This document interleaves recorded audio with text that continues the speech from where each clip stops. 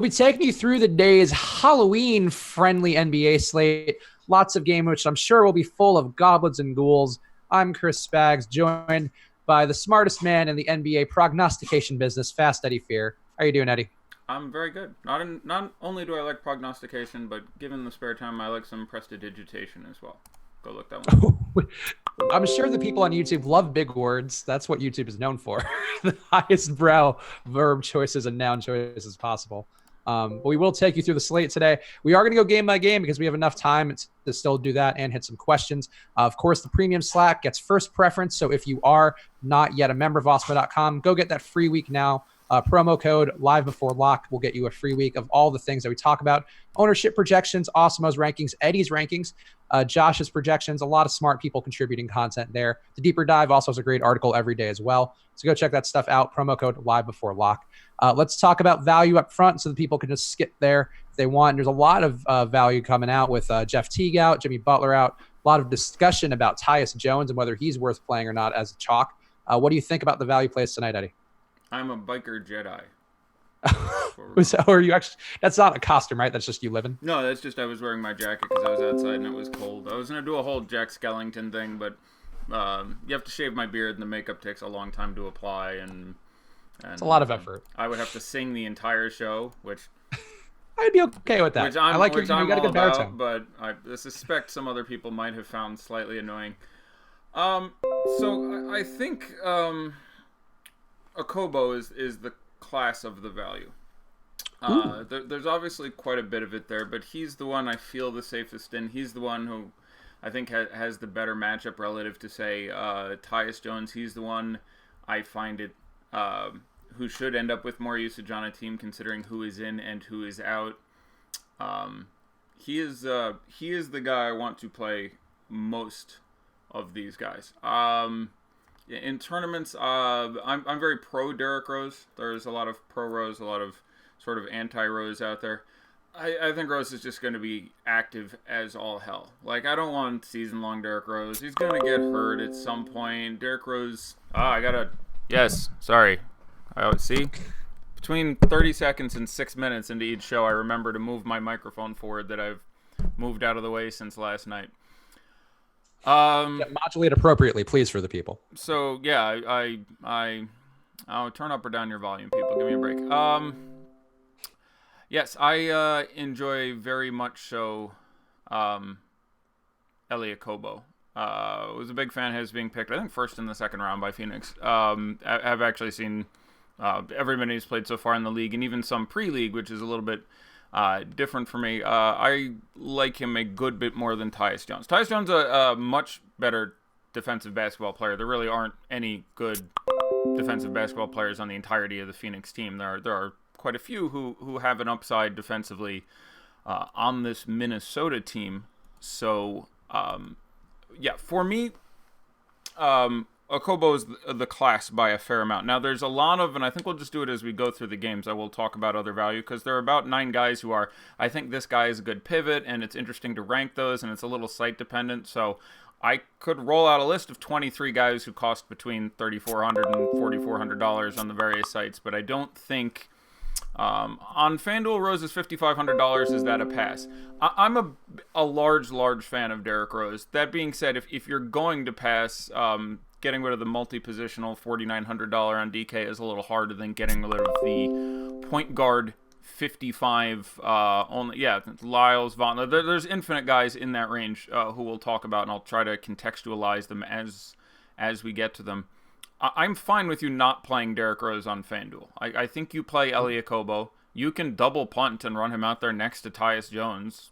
Pretty unlikely one of them won't be good enough that when you drop a score you won't be okay, and then load up some monsters other places. There are no other point guards that I can consider musts on that side. I like Dennis Smith Jr. even at 65, 59 on DK is obviously exceptional, but he at 65 works for me. But point guard on FanDuel is a little thin. I like Steph at under 10K, so like Okobo Steph, that makes a lot of sense to me, or Tyus Steph. Like, I think Okobo outscores Tyus 6 times out of 10, but it's certainly not impossible. It goes the other way.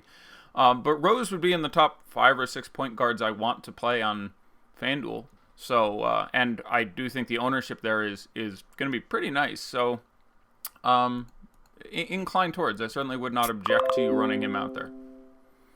The next lineup just came out, by the way, and Tilakina starting again, Hardaway Jr., Dotson, Vonleh, and Robinson. Yeah, Vonleh, I think, is interesting too in the value. That's the same lineup again, 3 games in a row. Yep. That is the new normal there in New York.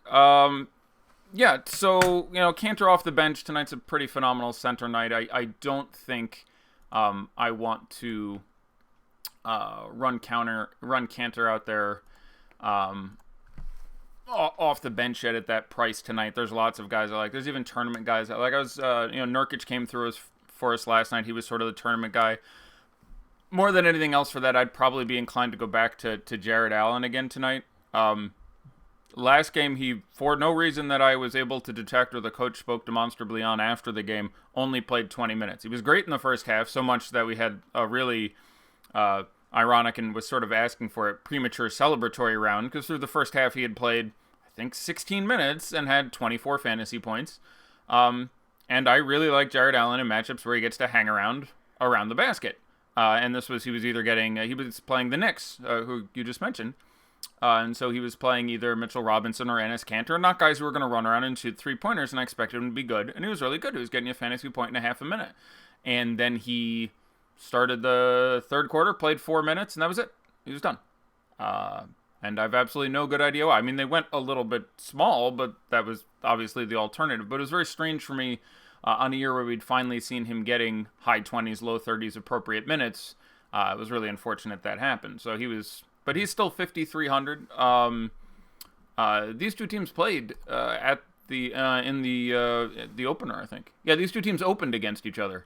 And Jared Allen had 17 and 10 and 4 blocks in his first time this year against Andre Drummond. And again, you'd think that'd be a bad matchup. They played last year and he had 15 and 6 with 3 blocks. And the time before that they played last year, he had 13 and 14 and 6 assists and a steal and 2 blocks. Like, that was his breakout game. He's had 3 very, very tolerable games against Andre Drummond at a price tag of $5,300 or $5,400, whatever the hell he is right now. So he's sort of my mid-price tournament guy. Now, I'm probably less inclined towards the Jared Allen play tonight than I was the Nurkic play last night, because there are several other very good centers in the mid to high prices, whether you have DeAndre or the other DeAndre or, paying all the way up for Jokic, who obviously has all the ceiling in the world. And there's several other really good center options, more than there were last night.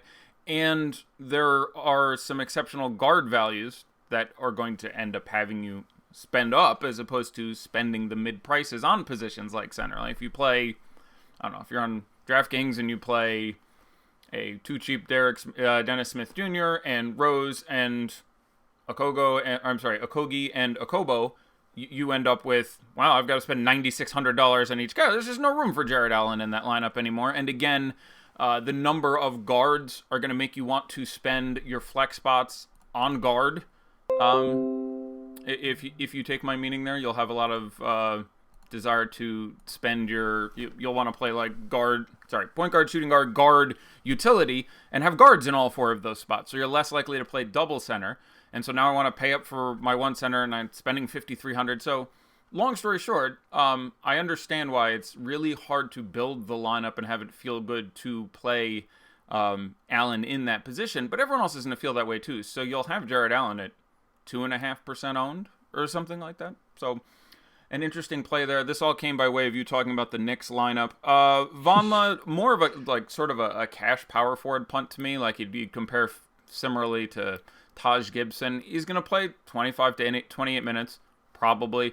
Very good rebounder. I don't think we've quite seen the ceiling game that can come out of him where he ends up with 12 points, 16 rebounds in that time. That could very possibly happen. But not super upside guy. I don't have an issue with you putting Vonleh in anything. Someone showed me a cash lineup a little while ago with Vonleh in it. Don't despise that. So just fine there. I still really like Tim Hardaway Jr. in tournaments. He's going to take, I'll put the over-under tonight on 21 shots. This is just a offensively challenged unit they are running him out there in. Ntilikina has stepped up his offensive game the last couple games. He's still not a guy I'm like, Ntilikina is going to take over the game, but he's gone up to taking a dozen shots as opposed to 7. So he's making more of a dent. But Vonleh cannot create his own shot. Mitchell Robinson cannot create his own shot. He'll get some putbacks, but that's basically it. You might get the occasional hook. So you end up in a situation where Dotson, who even closer to the 5K range, isn't out of play in tournaments, and Hardaway took just a butt ton of shots. So you're going to have Tim Hardaway Jr. taking 10 three-pointers and 20 shots every single game. Not the best matchup whatsoever for him, but still in play in tournaments. I think he's 6,800 on DK. That price very tolerable for me. Okay. Yeah, no, Ntilikina too, I think, is also been putting up some peripherals in that last game. It wasn't just scoring, whereas in the Golden State game, it was just kind of fluky scoring. The peripherals I don't worry about. He's lengthy. He's a great defender. He picks up steals. He can get some blocks due to his length as a guard. Will grab a few rebounds. That's sort of generally actually what we've counted on with him. He's not one of those guys who are like, he's going to go out there and score. We just have to hope he does something else to make fantasy value. He's actually kind of the opposite. I generally assume he's going to get me 5 or 6 assists and a few rebounds and averages more than a steal a game, especially if he's playing 36-odd minutes. It's, will he take a dozen shots so he can make 6 of them so that he actually gets, a dozen real points to complement the peripherals. The peripherals are more the given with him, at least to me. Yeah, no, that's fair. Let's go game by game since we have enough time to do it today. Yeah. Detroit heading into Brooklyn. Detroit is actually an underdog here to Brooklyn, which is a little bit of a surprise maybe. Yeah. Not a terribly fast-paced game expected here. You talked a little bit about Jared Allen, interesting spot for him. Andre Drummond, the only guy projected for ownership of note on Detroit's side. We have him at 15% right now. On the Nets side, D'Angelo Russell expected to pick up a fair bit of ownership, almost a quarter of the field expected to play Russell, which I find that to be, maybe that'll change a little closer to lock. I think that has to come. I think D'Angelo Russell has single-digit ownership. Maybe you get 10, 11%. 25 is just not happening. That's pre-value guard opening up and all that, but there's no way you have 20-something% D'Angelo Russell. Absolutely impossible. Yeah, there might be some tinkering going on there, but that's what I have on the latest one. I'll check for an update while we do this. But Addy, give us your take on this game. It's pretty much the ugliest game on the slate, at least based on total and I think the pace expected. But what do you see here? Yeah, I probably like this game a touch more than I like Knicks and Pacers.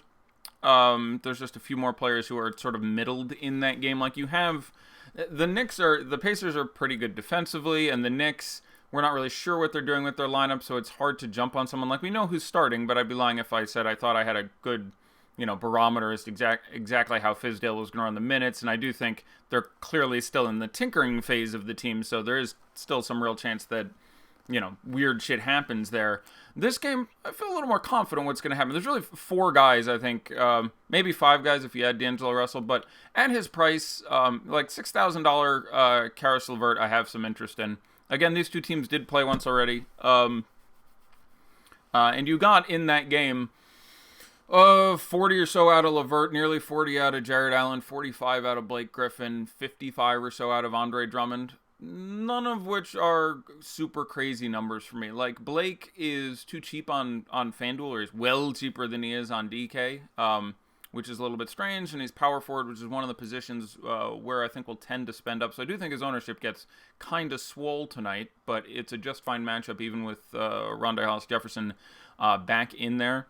Drummond, this is and should be a beast spot. I would project him for a hair north of 50. The biggest problem with playing DeAndre Jordan tonight means you're spending a couple grand more than, DeAndre Ayton, who projects not quite that high, but I think he gets 40, so it's hard to spend an extra couple grand to get up to 50. And DeAndre Jordan has been an incredible, has looked really good. All of a sudden there's assists and he's making free throws. I don't know if this is like a Space Jam thing or a Freaky Friday thing or just something where he randomly picked up, I'm trying to think someone who's good at assists and free throws who stopped doing it this year. Wiggins was never good at assists. But anyway, so someone he switched brains with and, all of a sudden learned how to shoot free throws and pick up some dimes here and there. But he's looked really good, and the matchup, obviously, for him and all the Mavs is pretty superior. So the hardest thing about playing Andre Drummond is if he gets 55, you still quite possibly aren't good. So you're either betting on him getting 65 or the cheaper guys failing, or you're on DraftKings and you're playing like 2 of them, which is just fine. So DeAndre number 1 and Drummond, that's a fine, interesting construction, and you can certainly afford it with all the cheap guards. DeAndre number 2, and Drummond, that certainly could work as well. But Drummond obviously in a very safe spot. If you're building a giant pile of lineups, I still think Reggie Jackson in tournaments is going to work, where I think he's 5'6" on DK, he's 6-something on FanDuel, where again, point guard's a little thin, but, that's obviously just tournaments and not a spot I particularly expect him to be spectacular. This is not... Another guy due for regression, too. Just want to point that out real fast. 36% shooting so far this year. That's going to come up. Yeah. Bullock, too, on that side. 35%. Yeah, Bullock will come up. He's, probably, even though he's $300 more, a little more interesting on FanDuel, where you can, punt a guy. If you're not punting point guard, he becomes a little more interesting as a punt. Hard to play, 2 cheap point guards and then randomly go with Bullock. I don't know what you're going to do with all that money. I'm not playing Stanley Johnson unless I have to. Ish Smith is still sort of a cash punt, but these teams could definitely go small at the end, and he's 4,500, 4,600. I think it's 45 on DK, but at those prices, certainly we still think he's going to get about his 28 minutes, a spot where he could get there. Not someone I'm over the moon on, but Blake, especially on FanDuel, and then Andre Drummond anywhere you want. They're probably kind of both tournaments, but it wouldn't surprise me if your FanDuel cash lineup ended up with Blake Griffin in it, just because you're playing a lot of really good value plays other places, and LeBron's all the way up at 12-4. You sort of have to spend the money, and it's pretty unlikely he won't get 40. And I like this game to necessarily stay a little closer. I'm more confident this game stays close and people get their minutes than, say, the Knicks and the Pacers we were talking about. I do think this ends up pretty close to even. And when they played the opener this year, it was, I think, 103-100.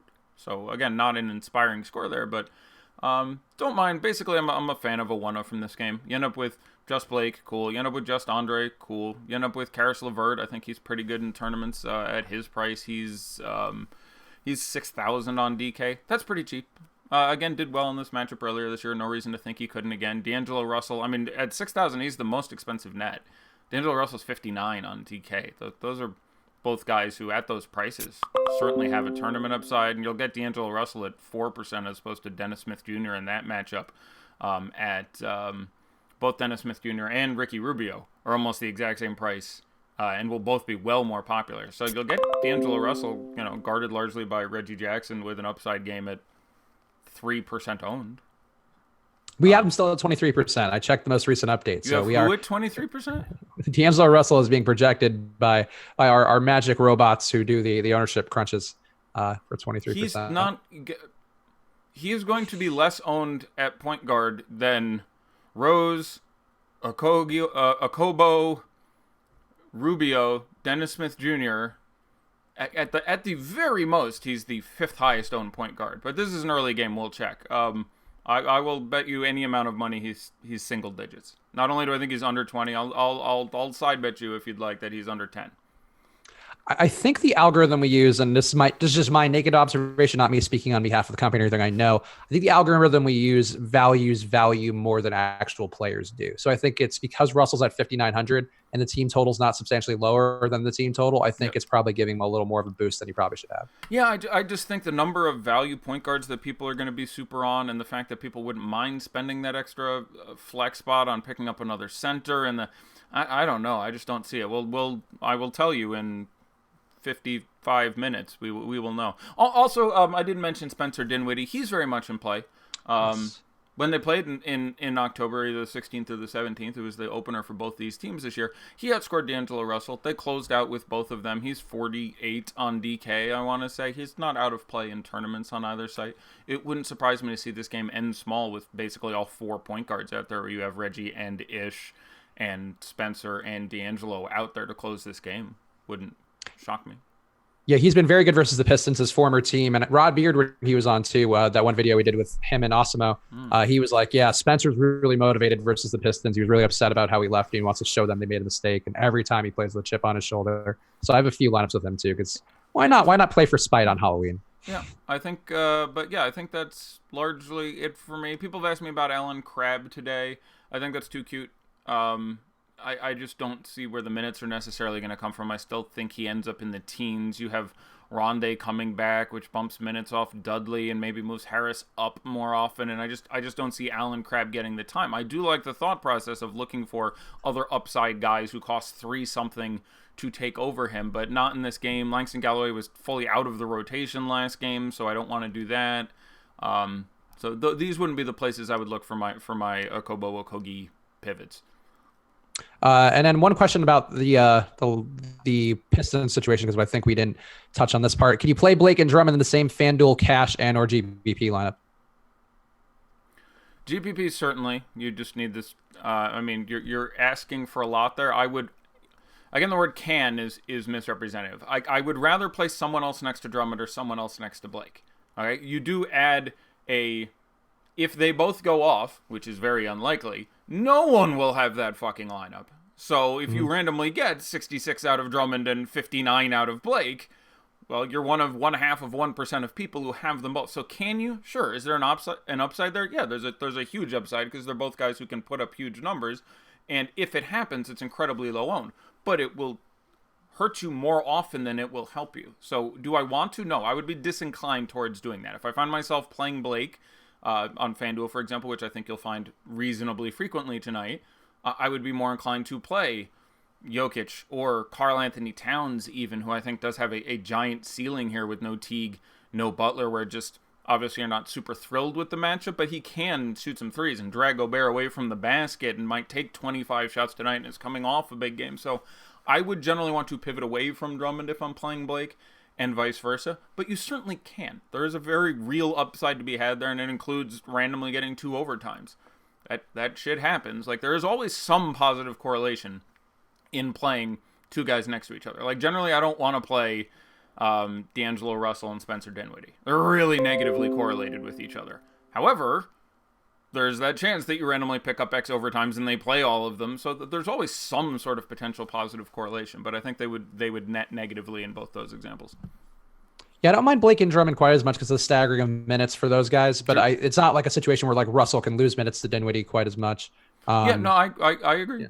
That's not that I'm playing that tonight, but I do think that's sort of the appeal of those guys, and I agree. Like that is like a combination nobody's going to own, and if that game does stay close, it doesn't matter if the team doesn't score a ton of points. Those 2 guys are going to get a ton of shots and a ton of boards.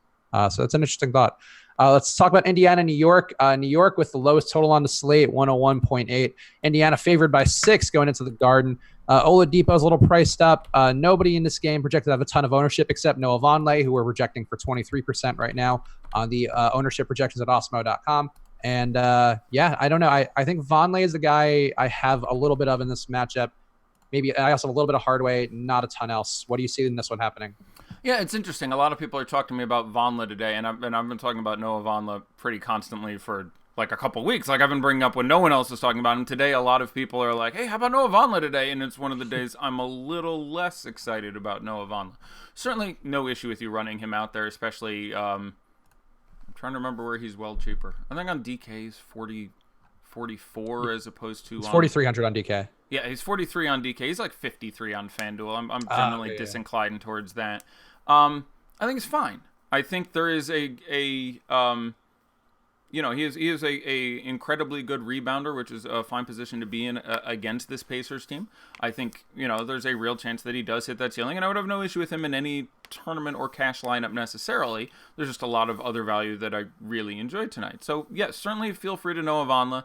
As I mentioned, Tim Hardaway, either side, he's only $200 more on FanDuel, so that's probably even a more advantageous pricing. Frank Ntilikina is $1,000 more on FanDuel. I really don't want a $5,100 on him. At that point, you're like trying to get 35. I think you're asking a little bit there, especially against a fairly stout Pacers backcourt defensive unit. But $4,100 on DK is fine as a pivot off one of the other chalky guys. Like Ntilikina certainly fits the bill of, I think everyone else is going to play Okogie, Okobo. I'm going to throw Frank Ntilikina in there. I think that's just fine. I don't raw points project him as good as either of those guys. Not even terribly close to Okobo, who I'm a large fan of tonight. I like him well more than Okogie. Mitchell Robinson, especially DK, where he's 3,600. Same thing. You want to punt a different position, punt center, throw him out there at 3,600. Probably gets 20 minutes, but even if that's the case, he can certainly maul that price. There's a chance of more minutes if certain things go his way.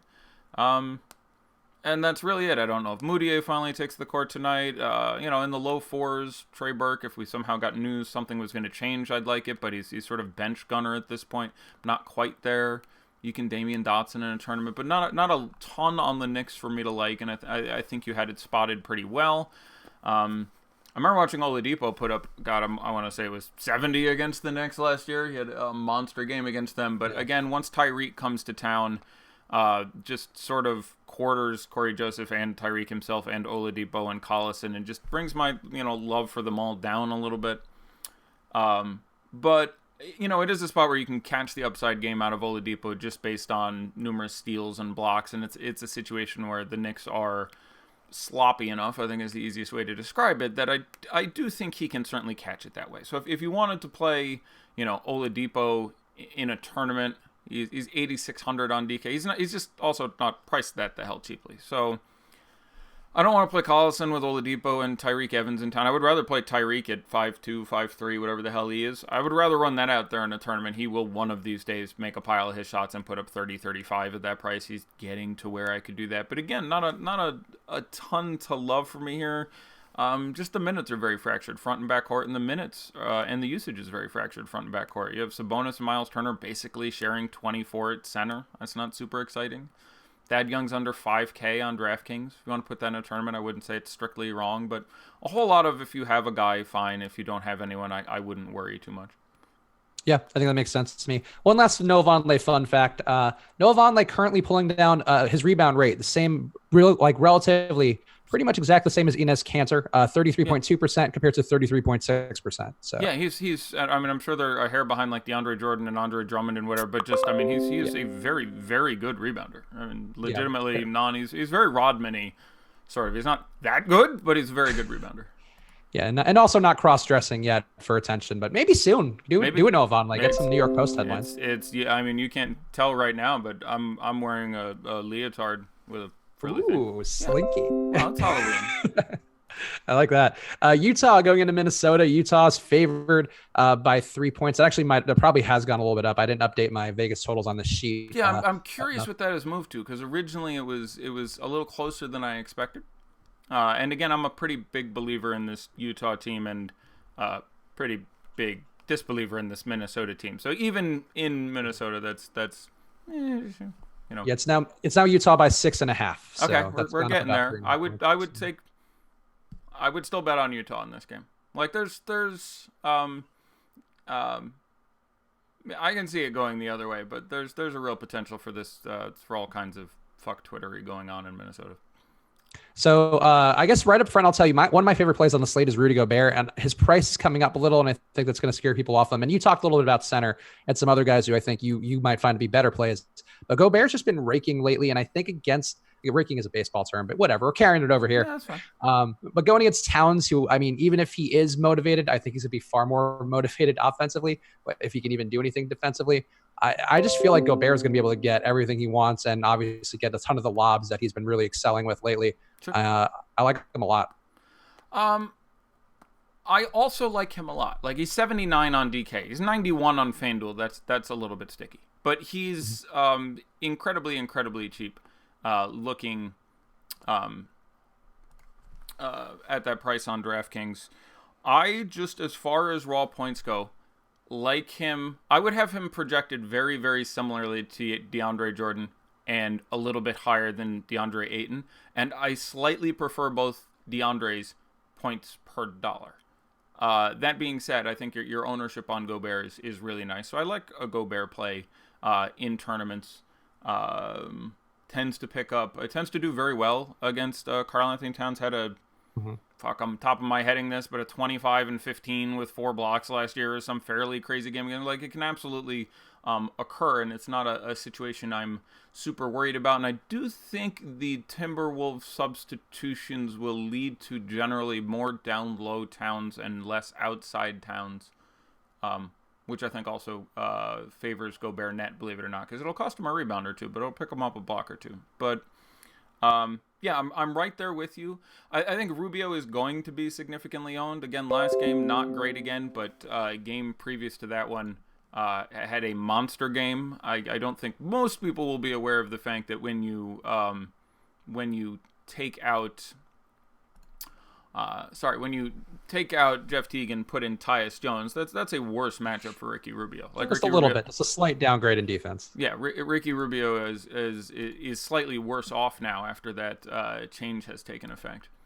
But yeah, let me look specifically on a couple of the notes I took on this game and see if there's anything else that screams to point out.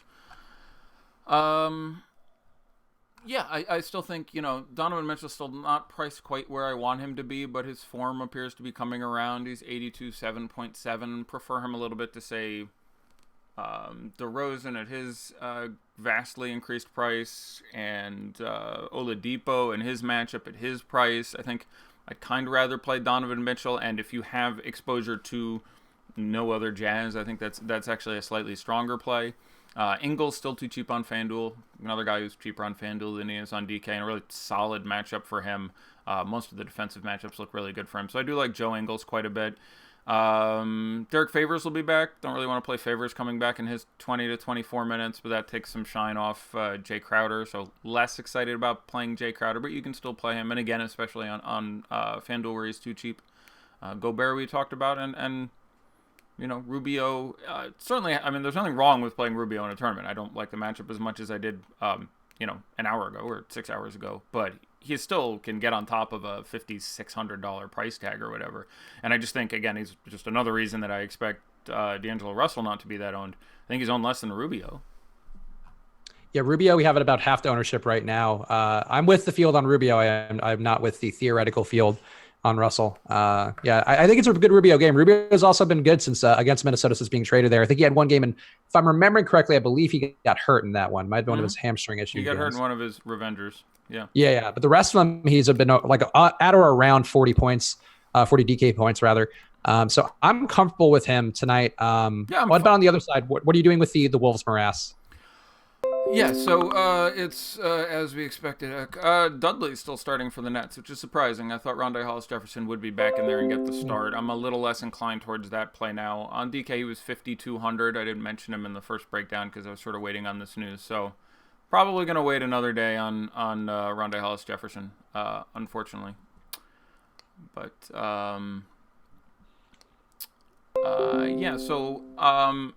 I am generally a little more excited about playing Derrick Rose than I am playing Josh Okogie, than I am playing Tyus Jones. I agree. For a couple reasons. Like, Tyus Jones is going to be, I think, the highest owned of those three players. We have him projected for 54% ownership right now on DraftKings. Really? I think he'll come in under that. I think he'll have mid-40s for him. We'll have lots of fun ownership we'll have lots of fun daddy-like reverse criteria here to check and see how on or off I am about these things. But I think Derrick Rose just takes a gabillion shots. Like I am not so, like, we are all slaves to narratives, and the Derrick Rose is washed up narrative, a la Chris Paul is washed up, a la, like, most of this guy's washed up narratives get there a little fast. He's obviously not speed of light, slimmer Russell Westbrook 6 years ago Derrick Rose. Like, he's not anywhere near that guy. I completely agree that's the case. But I'm pretty sure he starts. They haven't said yet, but I'm pretty sure he starts. And I think he plays 33 minutes. I think his minutes push up. I think he just goes and goes and goes and goes, and this particular situation picks up his assist rate a little bit. I am more worried about Okogie getting there and more worried about Tyus Jones getting there. Now, Tyus Jones costs $3,500. I think he starts. I think he plays a giant butt ton of minutes. None of these guys are bad plays by any reasonable description of the term. So I'm in no means suggesting, hey, let's not play any of these guys. I don't have a problem if you play all these guys in the same lineup. That's obviously a lot of your guard spots, etc. But if you want to just stack the shit out of these guys, okay. I'm really have no strong issue with you doing so. But I'm happiest to play Derrick Rose in a tournament lineup than Josh Okogie, then Tyus Jones, especially because I have in the form of Elie Okobo a wonderful pivot off Tyus Jones, and if I'm playing one of those two guys, I'm again I think 60% of the time Okobo outscores Tyus Jones, and that's 3-2. He's 50% better, if you will, by that judgment. So I guess that's and we'll come back to it in questions, and those are guys we can talk about there. The matchup is shit for Andrew Wiggins. He's obviously not 100% healthy, although perhaps he is. Again, he only had what was basically a thigh bruise, which once you get that shit loose, you're basically running at 100%. But he's very playable in tournaments at 4% owned. But you have to assume that you're going to have Rose or Wiggins or Towns take 20 shots in this game. Like, they have to collectively put up 50 shots somehow. Someone has got to take the shots. I don't want to play $5,400 Taj Gibson on FanDuel, but I'll play $4,300 Taj Gibson on DK. He makes some sense for me in almost any format. That doesn't scare me incredibly. He's not a guy who generally dominates and create his own shot, but I certainly think it's something you can do, and I wouldn't complain about it whatsoever. So, yeah, I guess, sort of to review there, I like most of these guys. I think Anthony Tolliver is the bench guy I go to here. If you're going beyond those guys, you want to look at another tournament play. He's going to have fairly low owned. He's 38 on FanDuel, 34 on DK. That's the spot I moved to there. But I'm probably most excited just stepping back from it, playing Rose, then Towns, who again, can find his way to a ceiling game here, and if he takes the shots, can get 35, 16, 9. I mean, like, he can have an absolute stupid game here for 8,400 on DK. On FanDuel, it's close for me between him and Gobert. Which of those guys I would play? It depends how risky I want to be. Then probably Okogie, then Wiggins, then Tyus Jones in a tournament. Tyus Jones, again, is always better on FanDuel. Anyone who's $3,500 or whatever is going to be on FanDuel because of the drop a score thing. So you can run out there today and play Okogie and Okobo and another very cheap punt, and they're all in good spots. So, if two of them get there for you, that worked out really well for you. You got a 25 and a 30 and your drop spot for 3,500 each, and then everywhere else you spent up, and presumably all those guys will get you a number that get you home. Like, that's a pretty reasonable construction. I think, I guess that's a long way about of me saying I've spoken to a number of people about this slate tonight, and a lot of them are like, I can't figure out who my punt is going to be. For some reason, people think, like, with this new thing on FanDuel, I should only punt one, and that doesn't follow any logical mathematical structure. Yeah, I think that's a helpful thing to keep in mind when you're playing FanDuel. And yeah, for me, I'm with you. I think Derrick Rose is going to be the guy who I trust the most there. Under the field on Tyus Jones. Tyus Jones has been pretty good per minute. He's going to lose some usage if he is coming into the starting lineup, but I don't mind him. I'm not at 55% or even over 40% or anything like that. Yeah, I mean, this is not dissimilar to the Cameron Payne fade that we ran, or the Jeremy Lin fade that we ran. Like, yes, I can see a number of ways, and I'm not even talking about foul trouble, which is a possibility, or injury. I'm just saying Tyus Jones can play 32 minutes and score 17 fantasy points. I would predict him for 33 minutes and 21 and a half, 20 and a half. So, like, any of the average or below average stats that come out of him would end up with him being a fairly disappointing option there. He doesn't always, he can be a really great steals guy. If you look at his game logs, these are his steals going backwards. 1, 2, 1, 3, 1 over the last 5 games. And he played teens of minutes in several of those games. He managed to get a steal every game. So, but again, steals are very low ordination. There's not necessarily going to be that many of them. If he gets no steals, this isn't necessarily going to be a particularly functional offense. He may only get 5 or so assists. And now I need 20 real points out of Tyus Jones against an elite defense. So, you and I are on the same page. New Orleans, Golden State, 3 games left. This one is pretty high total. Obviously, New Orleans still playing at a very high pace. Golden State going to put up 90-something points on people in a couple quarters if they feel like it. I think Clay is in an interesting spot coming off that big game. His price up. We don't have him getting a ton of ownership. I'm assuming it's going to be higher than the 5% we have projected on DraftKings right now.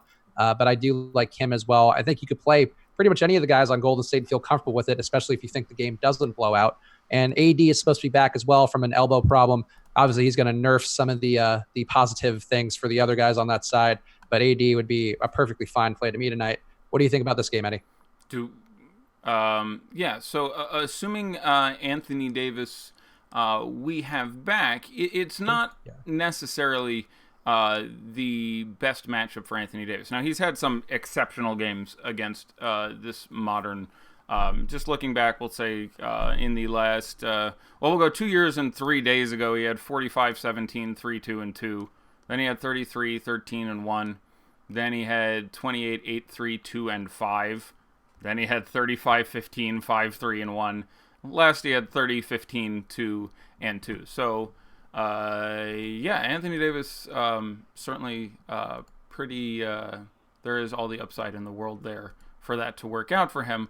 But, you have to wonder necessarily how healthy is he going to be. The over-under is massive on this game.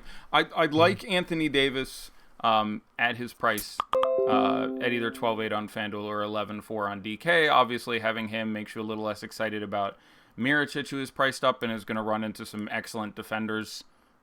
Basically, anyone else here, it's going to limit Randall's minutes maybe a little bit, who I think they're intentionally trying to stay off with his foot injury.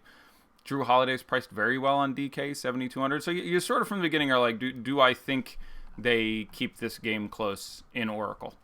Even, with Anthony Davis in, the current line is what, 10, 11 points? I mean, it's a significant line, I think, between these two teams.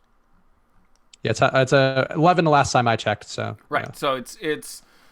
So yeah, decide if they're staying close. If you think it's close, then you run Anthony Davis and maybe Drew Holiday and Steph or Durant or both. You can always throw Clay in there, though I don't think it's particularly the best spot for him. You can always play $6,700 Draymond Green, who just or 76 on FanDuel where it's inverted, but he's getting the extra points for those steals and blocks he can really accrue. So yeah, I think you're either I can see roughly even merit. I don't have a strong take here. I can see basically fading this game and going, I think Golden State crushes them, but you only get 50 out of Steph and Durant, and I think they do better, and you're only playing a guy or so from the 7 studs in this game.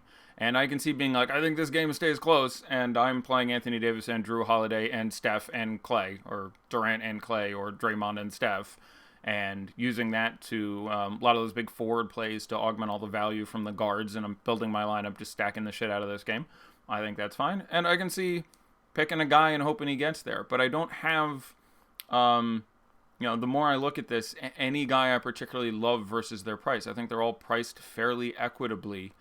And I think based on the nuances, mostly that Kerr puts out there, because Gentry's plan is generally pretty reactive to Coach Steve's. But, yeah, other than that, it's picking spots. I don't, I need to see more of this. I don't have any, I watched a fair bit of tape on things today, and I didn't come out with any strong direction to shove people. Yeah, I agree. I think this game is tough to get a lot out of just because of the prices at play here. And if you wanted to game stack it, it's hard. You really got to pick and choose your pieces accordingly. So I don't mind the game. I think it's got a shot at staying close enough, or at least Golden State doesn't put it away super early. But, absolutely. Yeah. Golden State just randomly has issues once in a while where they're just like, whoops, we can't, and they have trouble getting over on the Lakers sometimes. They have trouble getting over on the Kings sometimes. Like there's. And if this game stays close, you're going to have some massive, massive fantasy scores. But with Anthony Davis back, it makes it a slightly simpler quantity. You're no longer thinking that you get time or appreciable production out of Solomon Hill, and you no longer really necessarily need to each one more with those shots missing. And we're not really necessarily, you still have no, obviously, Elfrid. So if you think the game doesn't stay close, I think I would rank the value guard punts here, Frank Jackson, more than Tim Frazier. Don't play Ian Clark. He was third on the chain there and appears to be largely out of the rotation. But if you think the game doesn't stay close, those guys, again, make excellent Akobo pivots. I really don't like taking value guys off the Warriors. It might even be Alfonso McKinney if I had to pick one now. But even when they blow people out, it tends to be 4 through 13 minutes for 7 different guys. And it's really difficult to predict. So I would probably go with the guys on... I'd probably go with the old Frank Jacksons before I went trying to pick up any of the value on the Dubs. Yeah, I was going to say Frank Jackson, your boy from the preseason, is looking good. He's been getting into form, but he's obviously not going to have the same usage as he did in the preseason. So, adjust your expectations accordingly if you did play him during those stints early on in the year before the regular season kicked in.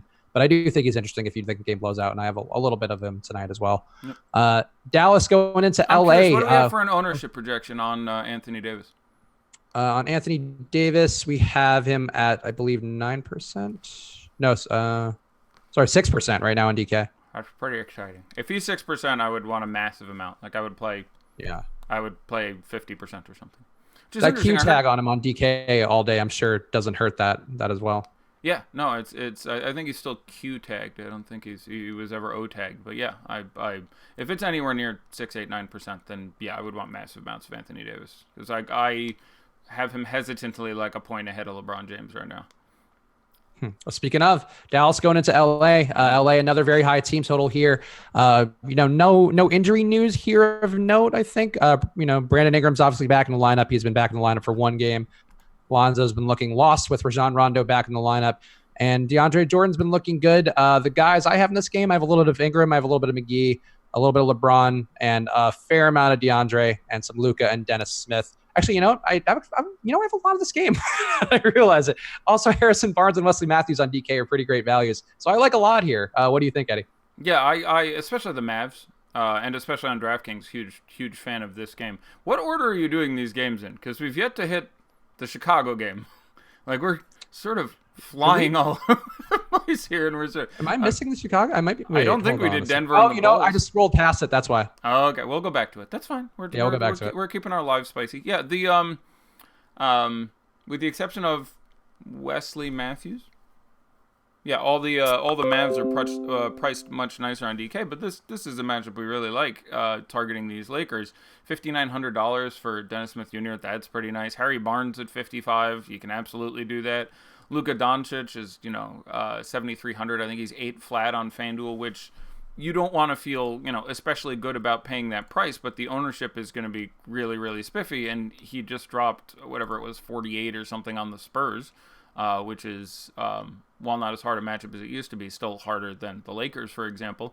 And DeAndre Jordan seems really safe, has just looked great this year, and has added some significant kind of upside. While JaVale McGee's statistical play has been amazing, and his shot intimidation is great for certain classes of players, I don't think you randomly catch him really limiting the upside on DeAndre Jordan too much there. So, big fan of the Mavs. Really, anywhere you can play them. Going off the bench now is a little stickier. You never should have played Dorian Finney-Smith, JJ Barea. Price has started to descend to the point where he's going to make an interesting tournament play. So you can start looking at that around $4,000 again. The Lakers are much more sticky to figure out. Several of the guys are priced up because they were out for injuries or suspension and then had a lot of blanks. So there were games where you had 2 or 3 Lakers out and all the other ones were really good. And so everyone got that price ascendancy, and then you would come back with the inflated price, and the guys who got all the production while you were gone still have the inflated price from getting that production. You end up with them being not priced quite as nicely. Now there's exceptions here. You have Lonzo Ball on DK at $5,000. I legit like. I don't have him projected for as much as Derrick Rose for $100 less, but I imagine the ownership is much less, and he has a very fantasy-friendly game. Rondo being around is screwing with him. This team being so wackadoo is screwing with him. It's certainly not safe at all, but I'm in no way surprised if you get a double-double and 42 fantasy points out of Lonzo Ball tonight. Like, that will come at some point, so I'm a pretty big fan of playing Lonzo in some tournaments. If you're otherwise chalky, I could see going there over Derrick Rose, for example. Don't quite want to play those numbers on Ingram yet. Playable in tournaments. DK 6,300. Doable, but not thrilled. Don't really want to play 6+ for Kuzma right now, though it is a matchup I expect to run. JaVale McGee 5,700 on DK is just still way too cheap. 7,000 on FanDuel, I don't think that's right. You should probably be paying up for one of the guys we feel a lot better about, but 5,700 on DK, that's too cheap for what this guy is doing on this team. Josh Hart's too cheap again on FanDuel, where he's down to 4,500. Has not looked good the last few games. The way the team is flowing with all hands back on deck, he just does not carry as much of the water. But that's getting low enough again in a fast game where I think you can go there. I don't think I want a Rondo. I just think that is going to start to trend the other way with both Ball and LeBron there. That's a lot of assists he's not getting, and that's where I need him to score his fantasy points, is getting 14 assists and the 21 fantasy points off of that. So don't really think I want to pay almost $6K for Rondo, but much more excited about the Mavs than, say, the Lakers, and that's the player-by-player for me. LeBron James, I have being in an awesome spot. I don't expect anyone there necessarily to stop him. I like him being at home. I do think that is relevant for his production for the near future. Again, I hesitantly have very slightly less than Anthony Davis, but the positional changes and other things, there's plenty of times you would want to play LeBron instead. So no issue. I do think LeBron is worth that considerable price tonight, especially with the better the value is, the better it is to spend 12K on someone. When the value is shit, there's an extra really bad cost that comes with playing a guy who costs 12K. If you have a lot of guys who cost 3,500, 4,000, 4,500 who you think can possibly get you 25 or 30, by extension, it makes guys who cost 12K better. All right, a game that we accidentally scrolled past before. Denver going into Chicago. Denver favored by 8 points. Jokic is one of my preferred plays on this side. Gary Harris and Jamal Murray, their prices are up a little, but they're projected for lower ownership than you would think, under 5% for both guys. Paul Millsap on that side, also coming off his first noteworthy game of the year, looks interesting. And on Chicago's side, you're going to have Zach LaVine, Jabari Parker moving into the starting lineup, but also one of the chalkiest plays on the slate with a projected 32% on DraftKings. What are you doing with this game, Eddie? The 32% on DraftKings is Jabari Parker? Yep. I'll take the under on that as well, but he's been good. I think he's got like 30 points at least 3 games in a row there. I want to check. Nope, 3 out of the last 4. Hasn't had a monster yet. Season high of let me look at I was looking at FanDuel scoring. A season high of 38.5. Not a matchup I particularly love him in. Obviously, the DK price is somewhat compelling. 6,000. I do think he probably gets you somewhere around 30. But I legit like the Denver defense. I think there's a real chance that they crush them, and I don't think Parker plays, the end of the fourth quarter in a blowout. I understand the love. I certainly on FanDuel, I really have no interest in $7,500 Jabari Parker. He has not justified that price really much at all year. Maybe once if you want to count 38. 38's pretty good. 38 for 7,500 you feel pretty good about. But I believe in this Denver defensive unit more than most, I think. And, I would not be surprised to see a really, really bad Chicago team get pretty badly beaten up here. So, just with the fact that he's very popular and we haven't seen a massive upside, and I think the various defensive options they have for him are all quite good, I'd be more inclined to go under the field on Jabari Parker than over, I would say. I agree. Justin Holiday's still too cheap on DK, where he's 4,500. He makes sense in anything you want to throw him into. Same thing with Zach LaVine. He's 8,500 on FanDuel. That's a little tough to justify. He's 7,400 on DK. He's just going to continue to have 35% usage, run out there and try to do everything. Now, that being said, it's not a great matchup. I'm a little more inclined to playing Gary Harris. Again, before Klay Thompson went off and set NBA records, I said this is basically the best possible matchup for a catch-and-shoot three-point guy against this currently constructed Chicago team, and that certainly worked out.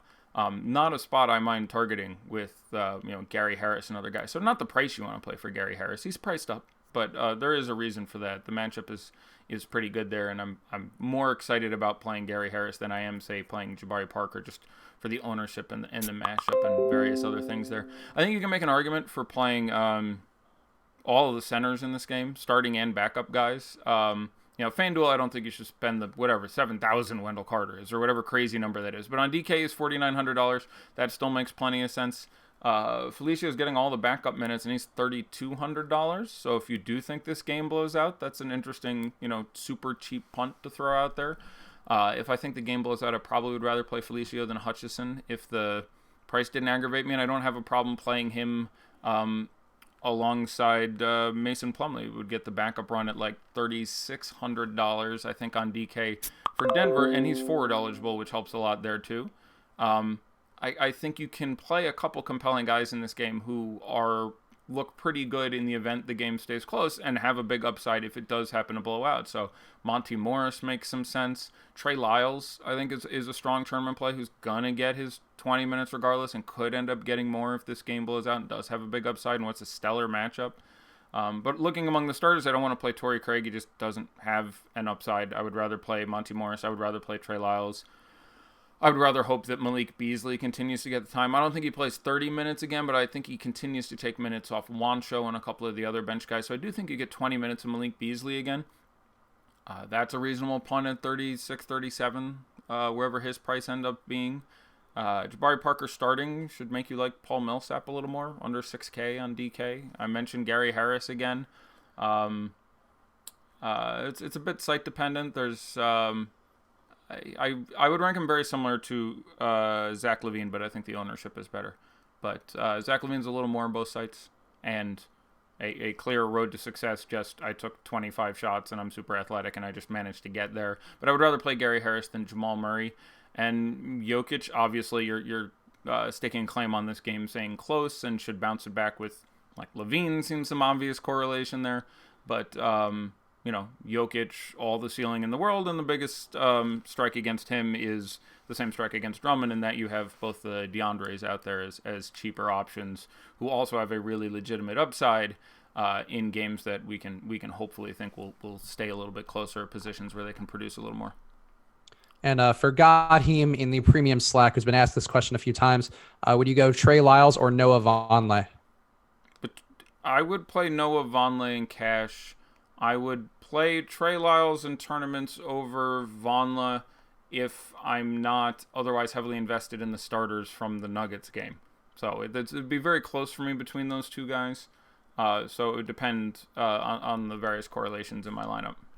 But they're similar guys. So. All right, last game on the slate is covered. Then we'll hit all the questions. San Antonio going into Phoenix. San Antonio a 7-point favorite over Phoenix. Devin Booker is still out. Addy's guy, Elliot Kobo, moving into starting lineup, projected currently for 47% ownership on DraftKings. God, I hope he's less than Tyus. That's just wrong. I think people will be smarter than that. We'll see, but he's just a better play than Tyus Jones. Those two could be combining for a lot of ownership tonight. I mean, nothing else really jumping out to me. I think I will say LaMarcus sorry about that. I didn't mean to interrupt. I will say that people do seem to be misjudging the strength of this Spurs defense this year. In general, the public has been smarter than I've thought, but their ownership has indicated that they're still avoiding the Spurs to an extent. You really don't need to avoid the Spurs anymore. They're still slow, but they're really defensively not that good. They lost 3 of their best 4 defenders. So counting injury, actually, they lost 4 of their best 5 defenders. So their best defensive guy starting now is, I don't even know. LaMarcus Aldridge, I guess, or Rudy Gay. Default. Like there's some defensive. I mean, they're not even starting the same team every day, so you don't know if you're getting Berton starting or Cunningham starting or who the hell is necessarily starting for this team, or if Gay is necessarily starting. But not a matchup we're specifically trying to avoid. Yeah, so the ownership on the Spurs side, Aldridge and Gay projected to have around 15 to 20%. And DeMar DeRozan is priced just up, I think, a bit too much for people. Projected to have only 5% ownership on that side. Nothing super noteworthy on the Phoenix side. What we do for this one, Eddie?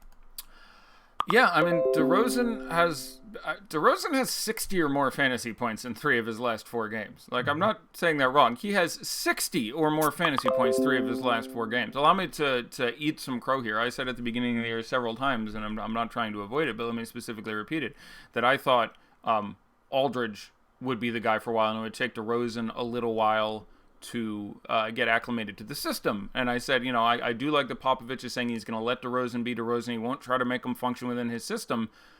And that is apparently the case. And that, combined with the injuries, DeRozan's just running off, isolating even more than he used to in Toronto. And you're just seeing massive games out of him. And this is a really strong matchup.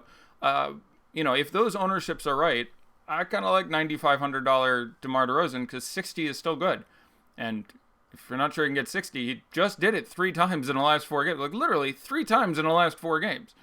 Lots of guys get 60, lots of studs get 60 3 times in a year. Like, literally, there are years where so that's like spending $9,500 on DeRozan feels kind of dirty. I think he's even more. FanDuel he's more. He's 97. Yeah, that doesn't feel great, but 63 feels great.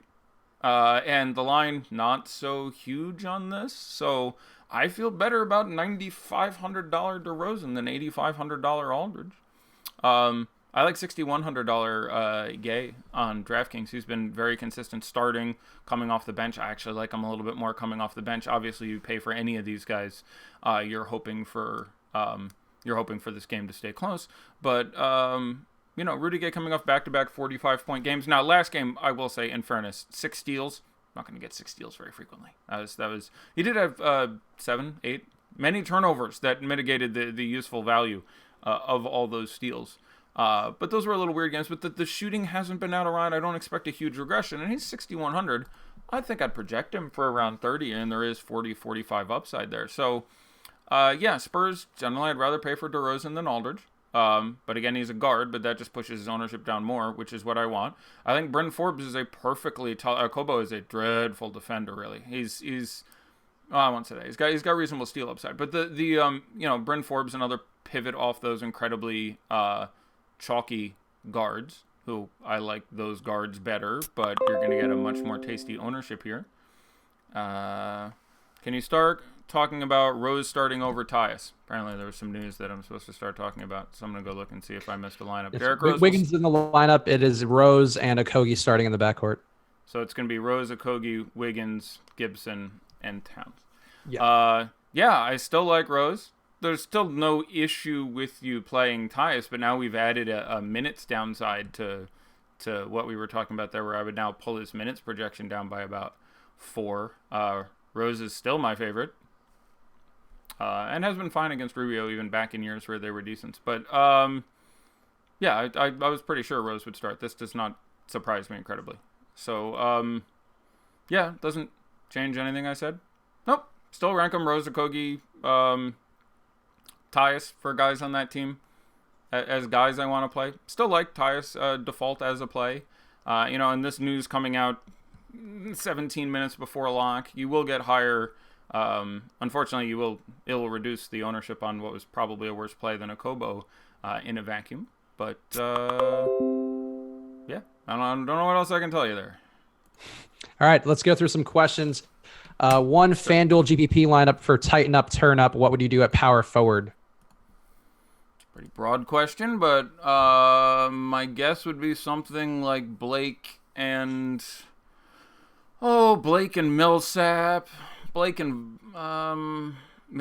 Josh Jackson. I keep forgetting his power forward there. It's still $3,700 on FanDuel where you get to drop a dude. I totally get not wanting to do it, but my first inclination would be Blake and Josh Jackson probably.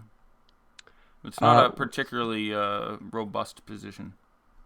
Would you go Rose, Rondé, Hollis, Jefferson, and KD, or Okogie, DeRozan, and Jabari for a DK GPP? The second one. Would you go for a FanDuel GPP, Josh Jackson and Rudy Gay, or Harrison Barnes and Trey Lyles?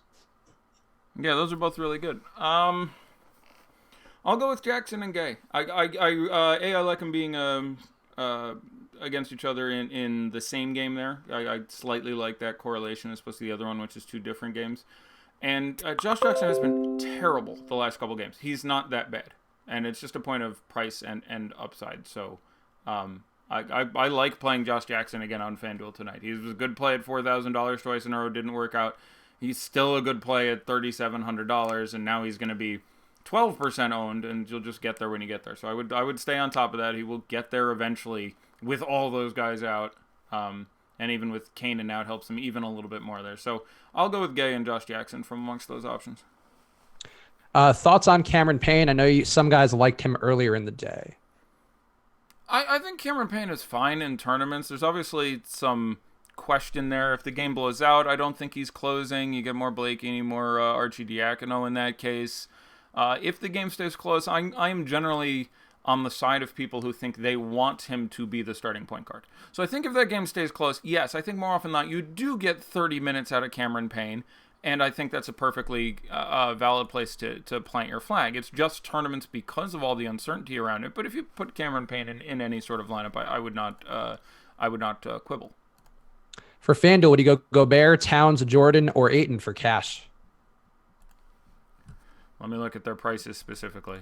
Gobert, Towns, Jordan, or Ayton would probably be my favorite 4 cash centers. So let me say that probably it's whatever makes the rest of your lineup easier to build. I do not have a strong preference between those 4 guys. But for cash, I'm not going to play Towns. I can't play with all the shit going on there against Gobert. Like for cash, I just don't want to play Towns. So if the question is for cash, not Towns, I'm going to say it's probably at those prices, Jordan, Gobert, Ayton for me. though DK prices would swap that order around because it's all the hell different. But it's only $200 to go from Ayton to Jordan. I think it's worth a little more than that. And I think it's not quite worth $800 to go from Jordan to Gobert. I would have them pretty close. So I would rank them Jordan, Gobert, Ayton for cash. JaVale or Wiggins or Rudy Gay for DK cash? Not Wiggins. Come on, Wiggins off injury for cash. Like, just Wiggins for cash. I should have stopped right there. Gay or JaVale McGee? Mm-hmm. I'll take JaVale McGee, and possibly the $400 does something for you somewhere. Okay. Let's see. Monty Morris or Okogie for FanDuel cash? Cash? Okogie. Can't Monty Morris in cash. Like him plenty in tournaments. There is a ceiling there. We've seen it. I can't Monty Morris in cash. Is it too cute to keep Tyus in right now? No. He costs nothing. Okay, like he is still going to play a significant role in the backup here, and quite possibly backs up the 1 and the 2. I would now have him somewhere around 26 minutes. Just still plenty of time for a guy who costs $3,500. Now, my guess is not enough people in the 16 minutes they had get off him where I would want to do that. Like, I have a feeling he will still be 30% owned. I don't want any with him 30% owned still. And again, we'll find that out reasonably soon. That game isn't at lock, is it? It's 8. Mm-mm. It's 8, I think. Yeah. But so like I'm not inclined to, but it's certainly not a horrific error. Like if you end up with any amount of Tyus Jones, it's not like, oh, you fool. Like it's absolutely fine to have $3,500 Tyus Jones in your lineup. I still think he plays mid 20 minutes. He can absolutely get there. I'm not trying to do it, but I wouldn't, I think that's the best way I can explain it. Yeah, I agree. I think like there's actually some big fan of Derrick Rose now though. Like literally with the confirmed start, I think he plays 33 minutes tonight. I think he has a massive usage. I would project him for 33 fantasy points, give or take. I'd put him right about there, maybe a little bit higher. Obviously it's still Derrick Rose. It's very, move on to other guyable, but pretty big fan. Definitely not a lock. Okobo is the closest to a lock for me right now. I think Tyus too just picks up a little bit of value because if people do jump off of him and he does go off, there is a chance he could just come into the starting group and finish the game if that game does stay close and you bump Rose to the 2 and Okogie sits or somebody else, or if Wiggins gets hurt, what a shocker that would be. Yeah, absolutely. So no, I wouldn't jump off Tyus completely. Better combo for DK GPP: LaMarcus Aldridge and Mikal Bridges, or Draymond Green and Rondé Hollis Jefferson. Yeah, Mikal Bridges, not someone we specifically mentioned.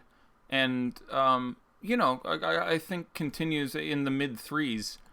Has gotten 20-plus minutes the last couple games. 20, 22, 24, something like that over the last couple games. What were the exact pairings again? Aldridge and Bridges or Draymond and Rondé. I'll barely play Draymond and Rondé. But those are just tournament pairings. All of those. Those are 4 guys I really don't want any interest in cash. I like their teammates better, or I think they're not particularly greatly priced, but I'll go with the first one there. For FanDuel, Ayton and Rose or Jokic and Tyus? Ayton and Rose. I mean, I gotta stick to my guns there. This isn't a question, but somebody in the, I'm not even going to read it, but somebody said that you would change your sexual preferences for $6,100. I don't know why, the context, but scrolling through that really threw me for a loop. Change my sexual preferences for $6,100. They phrased it different. They said go gay, which seems inappropriate. I've done it for free several times, but it was because of gay for $6,100. I get it. Very good. Quick question: would you go Rose, RHJ, and Kevin Durant, or Okogie, DeRozan, and Jabari for a DK GPP? Very close. I like both of those. I'll take Okogie, DeRozan, and Jabari. I'm just excited to get some Okogie, who will be lower owned for the upside he has with the way this starts, and DeRozan. I'm much more excited to play $9,500 DeMar DeRozan than I thought I would ever be in this life. So I will generally be slightly more excited about the second one in tournaments for some nice ownership. Drummond or Cat, more fantasy points, which would you go with? I'll take Drummond. I think Cat certainly can get there, but Drummond I would literally project for north of 50, and Cat would come in a little south for me. Okay. People asking for my dog to be on camera, maybe later. DK, would you go AD and Jackson or LBJ and Wes Matthews? I'll play LeBron and Wes Matthews there. I like Wes Matthews probably for it's very close, but I think I would have AD for a point or two over Braun, and I would have Wes Matthews for 5 or 6 over Josh Jackson. So just raw points and what I consider to be equitable ownership. I will go with the latter of those two pairings. Would you go Doncic, Ayton, or Draymond with no position required? Actually, rank them is what he's asking for. Yeah, it's like utility on DK as he's filling in that last 7K-ish spot. 6.7 to 7.3. DeAndre, Ayton, or Doncic? Are those the or four? Sorry, DeAndre, yes. Jordan, Ayton, No, DeAndre, Ayton or Doncic. Sorry? Draymond, Ayton, or Doncic. Draymond, Ayton, or Doncic, so no Jordan. Yeah. No Jordan. I'd probably play Doncic in tournaments out of those 3. Okay. Ayton or Levine, who has more raw DK points? Very close. I'd have them both, just a hair short of 40. I'll take Ayton, though. I'm a little more inclined towards it. Millsap and DeRozan or Aldridge and Ayton for DK? Millsap and DeRozan, baby. Vonleh or Taj for DK?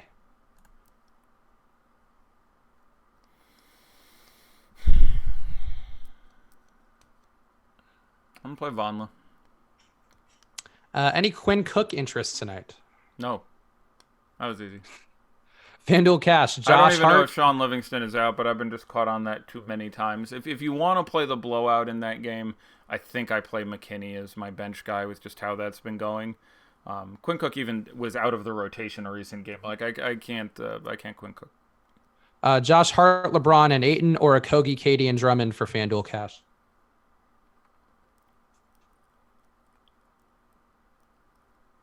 Second one, Cody, Katie, and Drummond.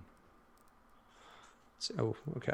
Anything good here? We're about 20 seconds out, so. Yeah, nothing. Yeah, we got all the premium guys. So, hey, another reason to get premium. Get your questions answered first, and you get them answered right under the wire. What do you guys think about going LBJ, KD, and Brow? Yeah, I think it can absolutely work out. There's very few days there's enough value to support that. There's enough value today to support that. Yeah, I mean, you could get the. There's always a possibility you get 210 fantasy points out of those 3 guys. Like, that is very much possible. And then if you nut 5 value guys, yeah, you can pull 350 out of that lineup. Like, I think it's very rare that that's going to be a valid construction, because even on days where there's 5 good value plays, I can almost guarantee you 2 or 3 of them fail. But there's like 9 good value plays today.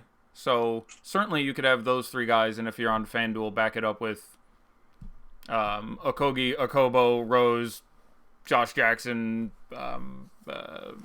Wes Matthews, and you'd have 1 spot left with like $5,000 left if I'm doing the math right in my head there. So yeah, I certainly think that can work out. Oh, good. Now I get to go see my D'Angelo Russell ownership.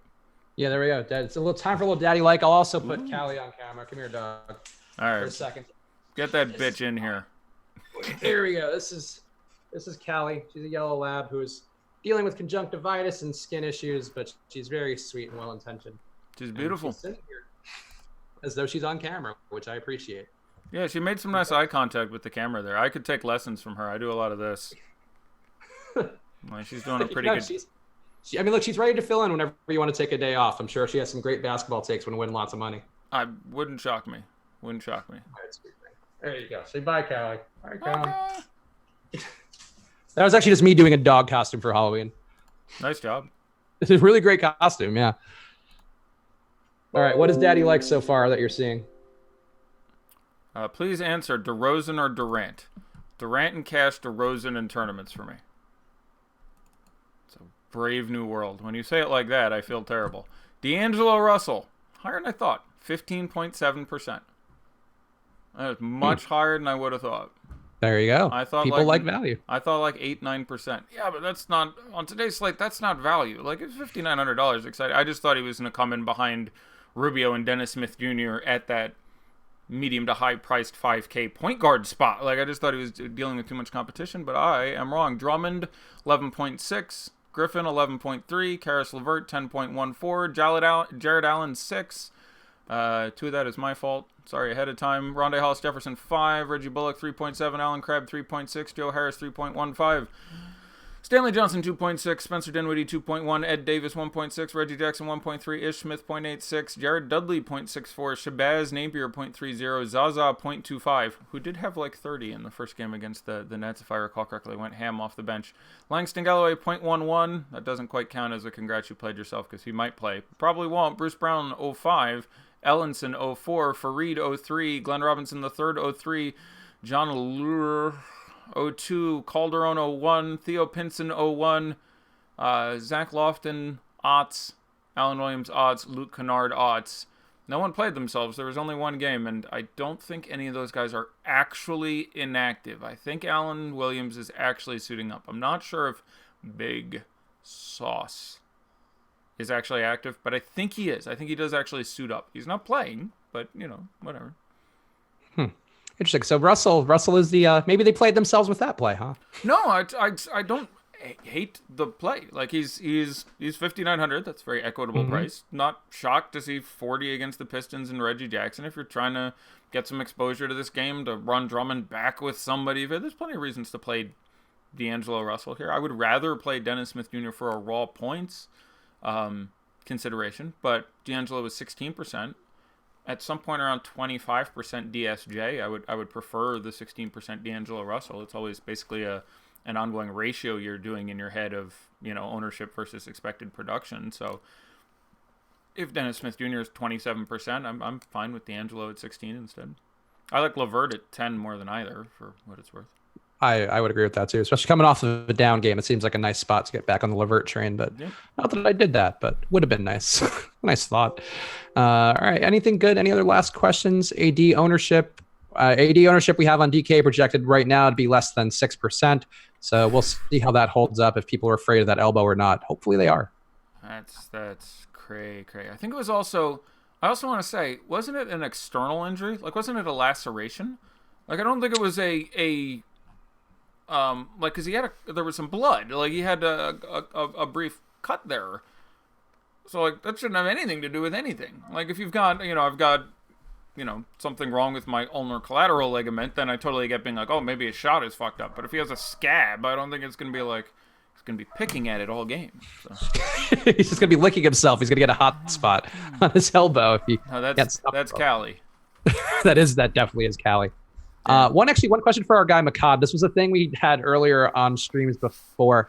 I think it started during the showdown slates of the playoffs, in which I thought Shabazz Muhammad was like a terrible player, but he could win you a showdown game that night because he gets on the court, he does some things. It happens twice a year, so he was very that guy.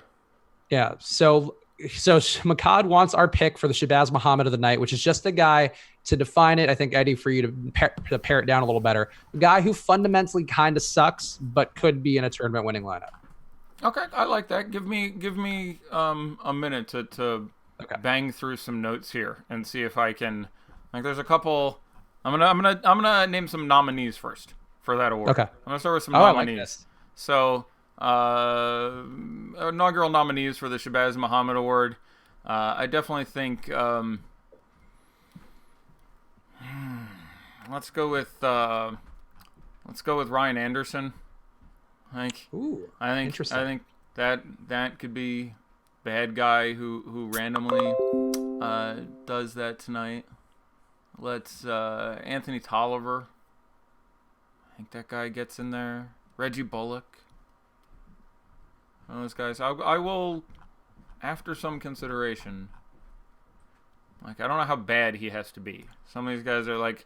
It's all subjective. It's all what's in your heart. Yeah. Like, so I'm gonna give my first nod for this award to Justin Holiday. I'm gonna say Justin Holiday is your scrub with a heart of gold today. I'll go Maxi Kleber. Not a guy I'm playing, but just looking at him, it feels like a Maxi Kleber game where he gets some stupid blocks and shoots some threes, and you're like... It's just having Barnes back. Like, I was a big Maxi guy, but having Barnes back, like, the minutes are a little stickier there for him. But certainly, can rack it up in a short period of time. Look, we're just digging deep for this one, for this Shabazz Muhammad Award. Malik Beasley, Cristiano Felicio actually would probably have been a better guess. Like, there's a few guys who I can see randomly getting there. Like, I objectively think Mason Plumlee is fairly good at basketball. So, like, I don't want to name him for this award. Yeah, if Jokic picks up a couple fouls, he could easily put up a 40-pointer. Former slam dunk contest, Mason Plumlee. Slam dunk contestant. That's right. I totally forgot. I probably just repressed that memory. Well, yeah, I was about to say, lucky you, for it did not go well. He it was like, I'm gonna try to do a reverse. Failed. Like, it wasn't good. It was just like, I can't even remember what the individual dunks were, but he got 2 dunks and made 7 total attempts or something. And doesn't Rondo have a thing against Dallas? If so, may perhaps get more minutes. I sincerely hope Luke Walton is not taking this into account. You could argue may get more production, but even there, like, how does Rondo do that? Like, he doesn't get his production by scoring. So how does Rondo go like, oh, I hate these guys, I'm gonna get more assists? Like, aren't you always passing it to the guys who are open to make baskets? Like, how do you step it up there? Passing with more gusto would be the goal. Passing the ball slightly faster, which will lead to a better window for the shot. So, like, and that's the thing that comes up all the time. People are like, revenge game, and like, there are guys who can revenge game. Not tonight, obviously, but Harrison Barnes can revenge game for Dallas in theory because he can just choose to take more shots. Like, he can just ball hog a little bit and take more shots and back down and just do things to get my points. I don't know how Rondo would go about doing that. Like, I don't think Walton is going to give him extra minutes. I don't think he's all of a sudden just going to start jacking up contested threes. He could drive a little more. So no, crash the boards a little more, maybe. Crash the boards a little more. Yeah, I could just, a little more energy chase down. Like, I'm not... Question, more fantasy points. Towns, DeAndre Jordan, or LaMarcus Aldridge? I will take DeAndre Jordan by a hair. I would have Jordan and Towns very, very close to each other with obviously a much wider variance on Towns. Like, DeAndre Jordan's going to get you 35 to 55. Towns is going to get you 18 to 87. Like, there's a much broader window that you're going to get out of Karl-Anthony Towns tonight than either DeAndre Jordan or LaMarcus Aldridge. And I'll slightly prefer Jordan to Aldridge to answer that question. Our guy 1.6 on Premium Slack offered up Alan Crabb as his Shabazz Muhammad. I just want to mention 1.6 because he had a funny line when we started the show, but didn't seem appropriate to jump in there. He called us the best father-son live stream in the business. Oh, that's excellent. That's excellent. We are both paisano. So we are both. That's true. Could easily be the same family. We are both descended from the. But let me tell you, I'm trying to think any way to make this joke without casting really unfriendly aspersions about your mother. Oh, that whore? No. that's basically where I was headed. It was just like, look, I nailed a whole lot of furry Italian skanks back in the late '90s or whenever. I don't know when the hell were you? You're not that young. You're like mid '80s. Yeah. I was about to say you're like 30, right? 34 now. To 34. Okay, yeah. So that the math gets a little dicey there. For while I was a precocious child, I was not fathering children when 8. So maybe you could have been very fertile. Italian men. I was very fertile. Let me tell you, I was lethal and practiced at the art, but not at 8. Favorite Golden State guys to run it back with AD since we're still on. Why not? I went over this for a little bit before. I will say Durant. Just for a little bit better ownership, I think, than Steph, even with the guard play out, which has made it a little more interesting. So I will say Durant, but Durant or Steph. I slightly prefer Durant. It is a little bit site dependent too, but I'll generally say Durant and then Steph. All right, last question before we call it quits: Dre and Gobert or Gay Cat? Which Dre? Rudy Gay. Which Dre? Draymond. Sorry, it's Draymond and Gobert or a Gay Cat. Well,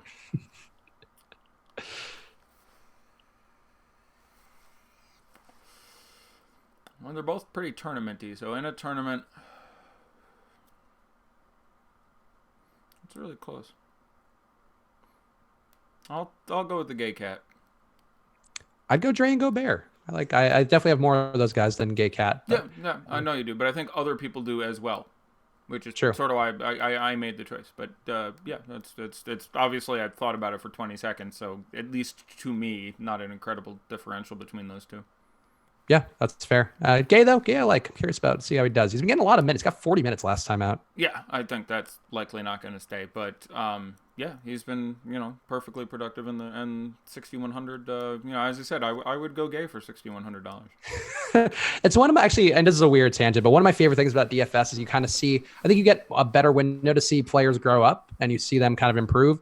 And like Rudy Gay is a guy who I know watching as a casual fan before playing DFS. I'm like, oh, he just shoots. That's all he does.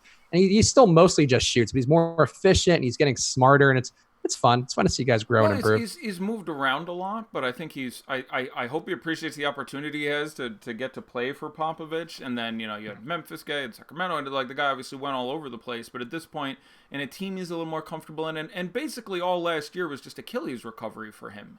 So like he's actually fully healthy in a good system with an opportunity to do some stuff now. So I do think, you could be looking kind of, even though he's not athletically what he was, at maybe the best Rudy Gay we've had. Yeah. So, hey, keep your eye on Rudy Gay. Go Rudy Gay, go. We're rooting for you here. And thank you guys for watching. Make sure to use the promo code Live Before Lock to join the site for 1 week free. All of the ownership rankings and things that we talk about, including Eddie's rankings too, and Josh's projections, have been doing really well in the year. So go check that out. That's all available for you. Promo code Live Before Lock. And Josh and Eddie will be back tomorrow. I'll be back on Friday with Eddie. But any parting words from the folks on this spooky Halloween episode of the Live Before Lock? Just love the 7 to 9 basketball games every day shit going on.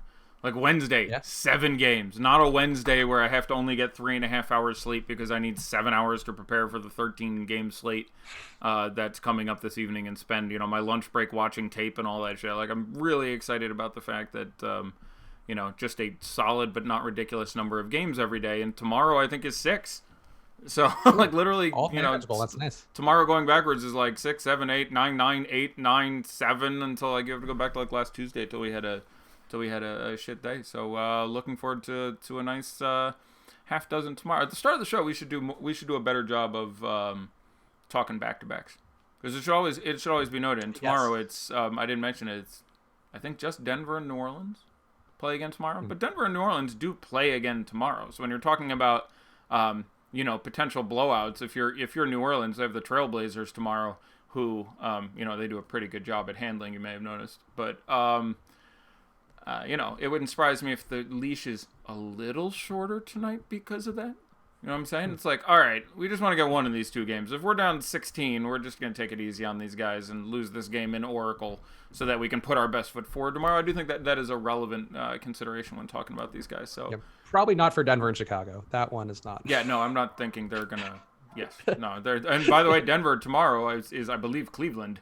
So they're really tough road trip juicy there. Run for them. Tough for those guys. Tough road trip there. They're like, can we lend you guys some players? So like, here, take Monty Morris and Malik Beasley and Wancho there so that you can put up a fight. And get your stats up, guys. Pat them while you can. Where it gets a little tougher. Enjoy these Central Divisions Yep. hospitality. Let's see anything else. Oh, Eddie has to give us a Fonzie A before signing off. Hey, there you go. I look like Phil Mickelson in his leather jacket. You got to Google that one, but you're just a couple cool dads. No big deal. I'm a Jedi biker. Look, I like it. A Jedi biker would get shit done. There's no denying that. Seriously, imagine like fighting on a motorcycle, and they had land speeders. It's basically the same damn thing. You're running around, Endor, Yavin, and you got your light speeder, but you're on a hog. Awesome. All right, so everybody enjoy your stale candy corn and hopefully much better Reese's Peanut Butter Cups. And we'll see you guys again tomorrow. Or Eddie will see you tomorrow. I'll see you on Friday for more basketball breakdowns that'll help you get ahead of the slate. Good luck, see you guys again soon. Night, guys.